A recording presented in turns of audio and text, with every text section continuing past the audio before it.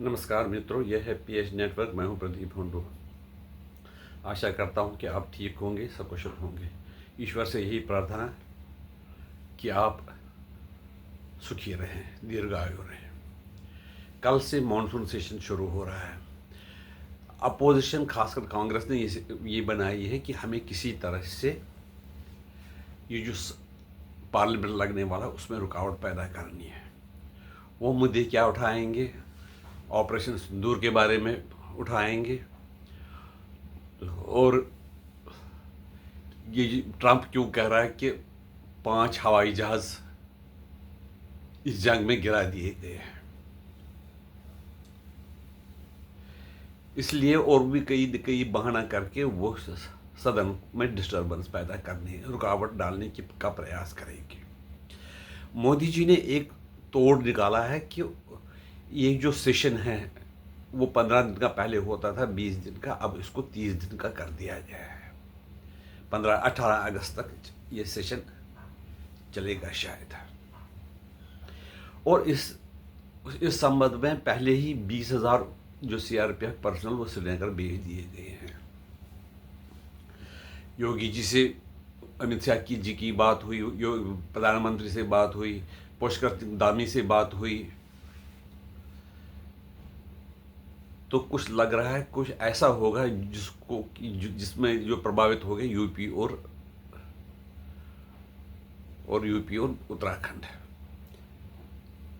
इन लोगों को कहा कि चौकस रहने के लिए, ऐसा लगता है। जो प्रधानमंत्री राष्ट्रपति जी के पास भी मिलने गए, उनको क्या बताया। उसके बाद मीटिंग में जम्मू कश्मीर के लेफ्टिनेंट गवर्नर, उनको भी बुलाया गया था, तो उनको क्या बताया गया ये किसी को जानकारी नहीं है।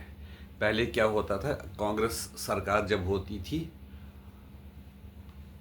तो जो कैबिनेट डिसीजन होते थे या जो कार्रवाई होती थी वो लीक हो जाती थी, सबको जानकारी पहले ही मिलती थी। लेकिन ये जो आजकल की सरकार है, केंद्र सरकार है, जानकारी किसी तक पहुंच नहीं रही है। जबकि धारा 370 हटाई गई, तब तक किसी को पता नहीं चला कि क्या होने वाला है। लग रहा था लोगों को कि कुछ बड़ा होने वाला है, लेकिन क्या हो रहा है किसी को जानकारी नहीं थी। इस बार लगता है कि जो सेशन 15 अगस्त तक चालू रखने का कोई निर्णय किया है कि शायद 15 अगस्त को कोई ऐसी घोषणा प्रधानमंत्री करे जो कि देश की भलाई के लिए हुई, और जो विपक्ष है उनके खतरे की घंटी रहेगी। उनका जो विपक्षी जो लोग हैं उनमें यही एक मुद्दा है, किसी तरह से मुस्लिम वोट बैंक को अपने पास रखे, और कोई जो नहीं समझते हैं अपोजिशन की चाल, वो जो हिंदू है कांग्रेस को वोट देते हैं, शायद वो भी विपक्ष से दूर हो जाए। इसलिए कुछ सेशन में बड़ा होने की उम्मीद है। मुझे लगता है जो जैसे कि यूपी में योगी जी को बुलाया गया, यूपी से पुष्कर सिंह धामी जी से बात हुई, मुझे लग रहा है कि यूनिफॉर्म सिविल कोड का बिल आने वाला है। क्योंकि ये जो लग रहा है, पिछले दिनों से देखा कि धर्मांतरण के ऐसे इशू देखे गए, हो सकता है कि धर्मांतरण के बाद भी कुछ बिल वगैरह आ सकते हैं। ऐसे बिल होंगे जो कि अपोजिशन को नुकसान पहुंचा सकती है, और अपोजिशन उस पर ज़रूर कुछ ना कुछ गड़बड़ करेगी।